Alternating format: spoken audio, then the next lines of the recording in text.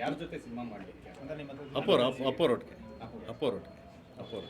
ಅಂದ್ರೆ ಅವರೇ ಎಷ್ಟು ಇದು ಮಾಡ್ಕೊಂಡು ಅಂದ್ರೆ ಅಡ್ವಾನ್ಸ್ ತರ ಕೊಟ್ಟಿದ್ದ ಹೇಗೆ ಸರ್? ಅಡ್ವಾನ್ಸೇ ಮಗ ಎಷ್ಟು ಕೊಟ್ಟು ಎಡ್ಡ ಅಡ್ವಾನ್ಸೇ ಕೊಟ್ಟಿರೋದು. ನನಗೆ 9 ಲಕ್ಷ ಅಡ್ವಾನ್ಸ್ ಕೊಟ್ಟಿದ್ರಪ್ಪ. 9 ಲಕ್ಷ ಅಡ್ವಾನ್ಸ್ ಕೊಟ್ಬಿಟ್ಟು 3 ವರ್ಷ ಕಾಯಿಸಿದ್ರು ಬರಲಿಲ್ಲ ಪಿಕ್ಚರ್ ಮಾಡೋಕ್ಕೆ. ಓಕೆ ಓಕೆ, ಆಮೇಲೆ ಬಂದ್ಬಿಟ್ಟು ನನಗೆ ಹಿಂಗಾಗಿದೆ ಅಂತ ಸರಗೋವಿಂದ್ ಸರ್ ಹೇಳಿದ್ರು, ಪ್ರೇಮ್ ಏನೋ ಪ್ರಾಬ್ಲಮ್ ಆಗಿದೆ ಅಂತ, ಹೋಗ್ಲಿ ಅಡ್ವಾನ್ಸ್ ಕೊಡ್ತಾರೆ. ನಾನು 3 ವರ್ಷಕ್ಕೆ ಆದ್ಮೇಲೆ ನನಗೆ ಈಗ ದುಡ್ಡು ಕೊಡೋರು ಯಾರು? 3 ವರ್ಷ ನಾನು ಪಿಕ್ಚರೇ ಮಾಡಲಿಲ್ವಲ್ಲ, ನನಗೆ ಯಾರು ಕಾಸು ಕೊಡ್ತಾರೆ? ನನಗೆ ಊಟ ಯಾರು ಹಾಕ್ತಾರೆ? ನನ್ನ ಹೆಂಡತಿ ಮಕ್ಳು ಯಾರು ಸಾಕ್ತಾರೆ? ಅಟ್ಲೀಸ್ಟ್ ನನ್ನ ಟೀಮ್ ಇದೆ, ನಾನು ಒಂದು 30-40 ಜನ ಹುಡುಗರಿದ್ದಾರೆ, ಆಫೀಸ್ ಬಾಡಿಗೆ ಯಾರು ಕಟ್ತೀರಾ? ಆದರೂ 5 ಲಕ್ಷ ವಾಪಸ್ ಕೊಡ್ತೀವಿ.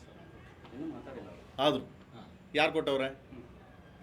ಕಲಾವಿದರಿಗೆ ಅಮ್ಮನ ಹತ್ರ ಜಯಮಲಮ್ಮನ ಹತ್ರ ಅದೇ ಮಾತಾಡ್ತಿದ್ದೆ.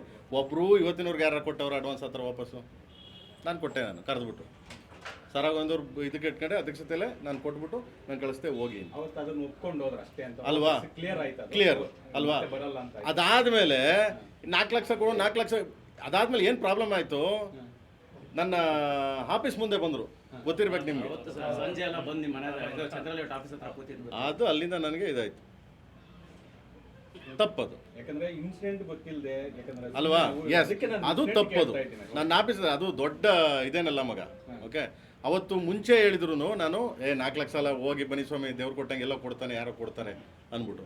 ನಂದು 25 ಲಕ್ಷ 30 ಲಕ್ಷ ಹೋಯ್ತು, ಪರವಾಗಿಲ್ಲ, ನಿನಗೆ 4 ಲಕ್ಷ ತಾನೆ ಅಂತ ಅಂದ್ಬಿಟ್ಟು.